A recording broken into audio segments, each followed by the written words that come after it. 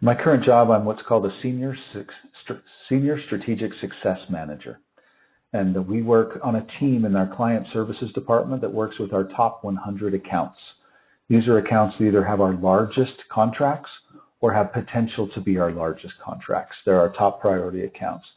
Our goal with these accounts is to make sure, number one, that they're having a very successful experience with the product. They're getting as much value out of it or many times more value out of it than they're paying for. And then number two is we want to look for expansion opportunities.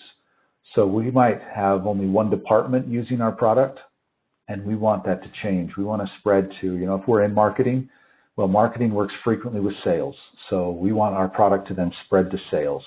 And if marketing's having a successful experience and they can show how using our tool to make data-driven decisions can in turn, and that's moved the needle for them, that in turn, if applied in sales in the same way, it'll also increase sales. My role, the strongest emphasis is on the business side and the communication relationship side. Because when working directly with clients, I can pull in technical resources if I need them. But most of my time should be spent working with decision makers, executives and directors, so that they understand how they can leverage our software to improve their business.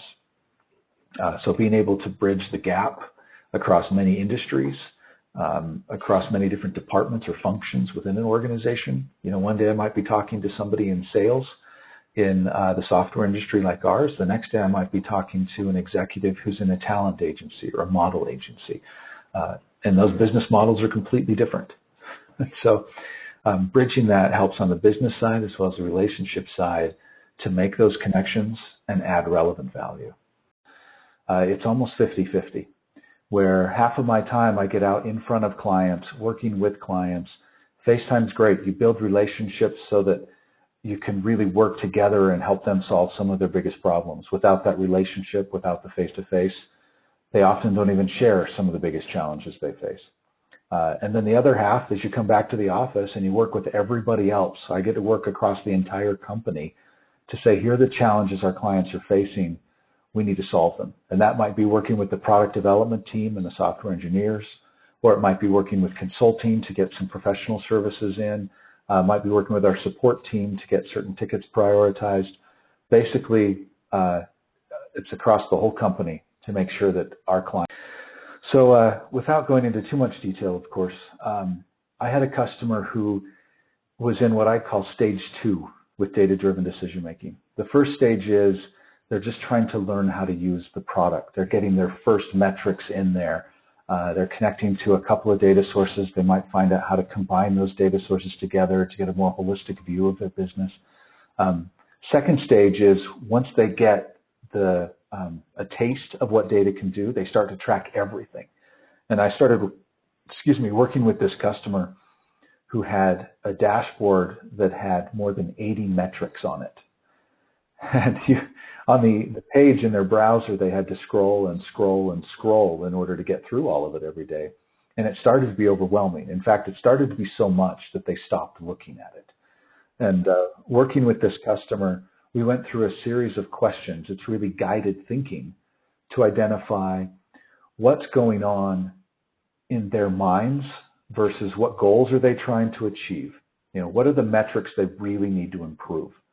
And then number 2, what are the drivers to those metrics? And you look for drivers that have high impact and that they have high influence over. And then 3, you look for what are the decisions they have to make and the questions they have before they make those decisions. And when you basically draw this out on paper or a whiteboard, even in notes during a conversation. But once you outline a simple framework of key performance metrics, the results they're trying to achieve, those drivers, and then the decisions they make, you can go back and say, what data do you really need? So with this customer, we were able to take that dashboard of 80 cards, 80 visualizations or metrics, and we cut it down to about 20 or 25, which made it so much easier for them to read every single day to know how well they're doing, how they're tracking against their weekly and monthly and annual goals. And as a result, they would use it every day. and they would make decisions off it every day. It cleaned up the clutter. It cleared out the noise. Their data story, as I call it, was so clear to them that they could make much better decisions and get better results with less stress.